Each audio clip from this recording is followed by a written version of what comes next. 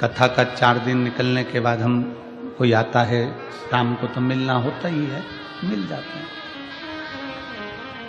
4 दिन तक तो हम किसी से मिलते नहीं। और 5वां दिन कथा का था और शाम को कोई मिलने आया तो उसने कहा, गुरुजी क्या भगवान दुख काटते हैं?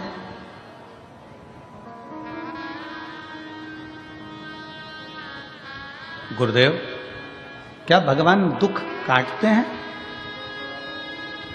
आप इसका उत्तर देंगे? हमने कहा नहीं, भगवान दुख काटते होते तो भगवान दुख देते ही काहे को? भगवान दुख नहीं काटता।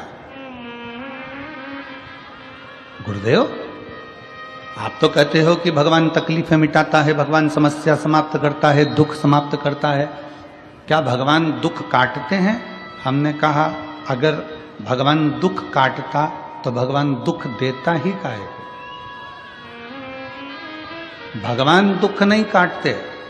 शिव महापुराण की कथा कहती है भगवान का नाम और हमारा अच्छा कर्म दुख को काट देता।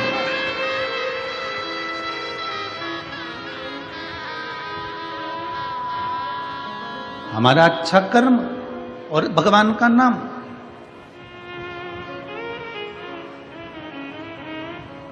आज दुनिया के लोगों को मालूम नहीं पड़ रहा कि ये संसार के लोगों का इतना इतना दुख कैसे कट रहा है। जिस बीमारी में एक बच्चा पांव से लेकर सिर तक पूरा की पूरा बेकार होता चले जाता है, आखिरी में उसका शरीर काम करना बंद कर देता है और शरीर छूट जाता है, वो बच्चा भी कैसे ठीक हो जाता है। कैंसर जैसा रोग कैसे ठीक हो जाता है।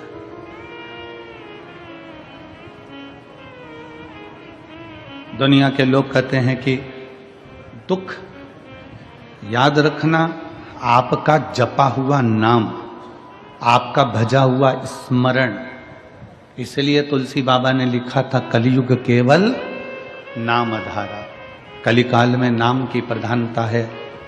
आप अपने भजन का बल जितना बढ़ा रहे हो, आप जितना जितना श्री शिवाय, जम के बोलो जरा, श्री शिवाय नमस्तुभ्यम, आप जितना जितना शंकर का मंत्र जाप कर रहे हो, आप जितना जितना शिव का नाम जाप कर रहे हो, श्री शिवाय नमस्तुभ्यम बोलते जा रहे हो, बोलते जा रहे हो। दुख कौन काट रहा है? आपका अच्छा कर्म। आपने मंदिर जाना चालू कर दिया, आपकी किस्मत में बहुत सारी ठोकर लिखी थी, आपके जीवन में बहुत सारा दुख लिखा हुआ था, बहुत सारा कष्ट लिखा हुआ था, बहुत सारी ठोकरें लिखी हुई थी, पर आपने भगवान के मंदिर जाना चालू करा तो वो दुख की ठोकर भी तुम्हारी दूर होती चली गई, कष्ट की ठोकर भी दूर होती चली गई। शिव महापुराण की कथा कहती है अगर वो बच्चा सुन रहा हो और बच्चे ने प्रश्न किया कि क्या भगवान दुख काटता है? अगर भगवान दुख काटता तो भगवान दुख नहीं देता। भगवान ने दुख दिया है, काटना आपको पड़ेगा। कैसे? भगवान का नाम लेकर और अच्छे कर्म कर कर उस दुख को काट दो। किम्मत बुरे कर्म कर बंदे वरना पछताएगा, भगवान की आंखों से तू बच नहीं पाएगा, तू बच नहीं पाएगा। अरे ओ अज्ञानी मत कर नादानी, तेरे कर्म का फल भी तू ही पाएगा, जैसा किया तूने तेरे आगे आएगा। मत बुरे कर्म कर बंदे वरना पछताएगा, भगवान की आंखों से तू बच नहीं पाएगा, तू बच नहीं पाएगा। अरे ओ अज्ञानी मत कर नादानी, अरे ओ अज्ञानी मत कर नादानी। भगवान दुख नहीं काटता, भगवान दुख सहन करने की शक्ति देता है। भगवान दुख सहन करने का बल देता है। फिर किसी ने प्रश्न किया, गुरुजी जब ऊपर जाते हैं मरकर 84 लाख योनियां मिली हैं, सारी योनियों में ऊपर गए मर मर कर, भगवान ने ऊपर जाकर अपने को, हमने सुना है कि गरुड़ पुराण में लिखा है कि ऊपर जाने के बाद बेतरनी में गिरो, नरक में पड़ो, खोलते तेल में उकाला, त्रिशूल से मारा, चाकुओं से काटा, सब कुछ हुआ। तो जब ऊपर ही इतना भुगता देते हैं तो फिर नीचे काहे को भुगताते हैं? बोलो सही है कि गलत है?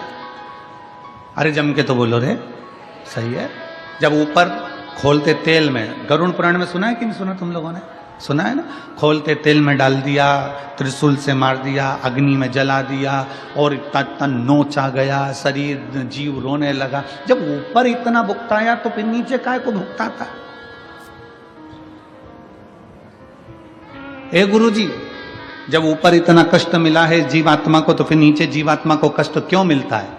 हमारा कहना केवल इतना सा है कि जब हॉस्पिटल में भर्ती रहते हो तो वहां तो दवाई खाना पड़ती है, इंजेक्शन लेना पड़ता है, दवाइयां पीना पड़ती है, सब कुछ हॉस्पिटल में होता है। ये समझ लो कि ऊपर हॉस्पिटल है जिसमें जीवात्मा का इलाज हुआ। इलाज होने के बाद जब वो घर जाता है ना तो वहां भी थोड़ी ना थोड़ी टेबलेट बांध के दे दी जाती है।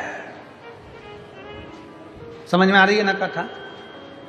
वो हॉस्पिटल है जहां हम भोग कर आए, और भोग कर आने के बाद वहां के डॉक्टर ने, धर्मराज ने, यमराज ने थोड़ी बहुत टेबलेट बांध कर दे दी कि अब ये नीचे जाएगा तो सुबह शाम ये दवाई मिलती रहेगी, मतलब कहीं ना कहीं दुख प्राप्त होता रहेगा। तो बस उसी तरह डॉक्टर ने कह दिया घर जाकर ये दवाई लेना पड़ेगी, तो डॉक्टर से कहो डॉक्टर साहब मैंने हॉस्पिटल में इतनी दवाई खा ली, अब घर की क्यों दे रहे हो? नहीं, घर का डोज तो देना पड़ेगा, घर पे जाओगे तो ये दवाई तो लेना पड़ेगी, ऐसा तो करना पड़ेगा। उसी तरह जीवात्मा ने कहा जब हम इतना ऊपर भुगत लिए, हमें खोलते तेल में डाल दिया, अग्नि में पटक दिया, पानी में पटक दिया, हमें नोच नोच के खा गए, ऊपर हमें नरक में इतना भुगताया गया, अब नीचे क्यों भुगता रहे हो? तो भगवान ने कहा चिंता मत कर, हॉस्पिटल से छुट्टी करी है तो घर की टेबलेट देकर भेजा है, थोड़ा तो नीचे जाकर भी भोगना पड़ेगा।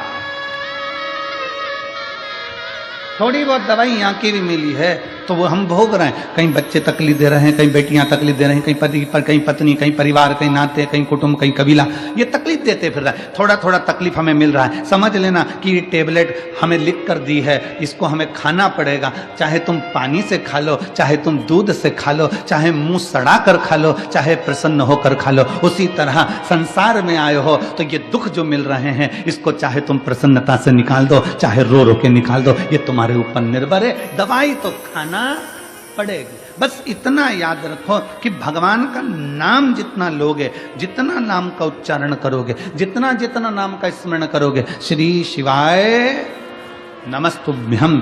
दुनिया के लोगों ने पूछा आखिर इस मंत्र में ऐसा क्या है, इस मंत्र में क्या है ऐसा? तो जप कर देखिए। जब से दुनिया के लोगों ने श्री शिवाय नमस्तुभ्यम जपना प्रारंभ करा, कोरोना महामारी के बाद जब भगवान शंकर के नाम का उच्चारण करना प्रारंभ करा, उसके बाद मनुष्य की दशा और मनुष्य की दिशा दोनों सुधरना प्रारंभ हो गई। मनुष्य का जीवन संवरना प्रारंभ हो गया, मनुष्य का जीवन संवरना प्रारंभ हो गया।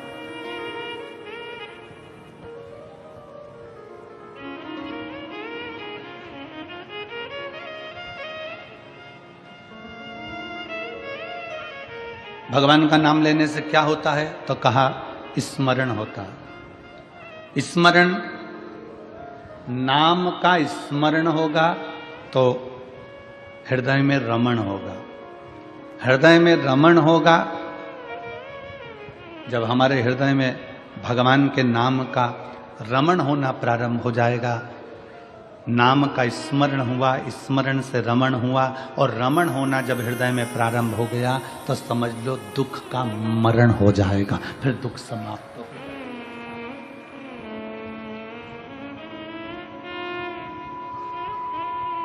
फिर दुख समाप्त होगा। दुख का मरण ही परमात्मा के नाम का स्मरण है।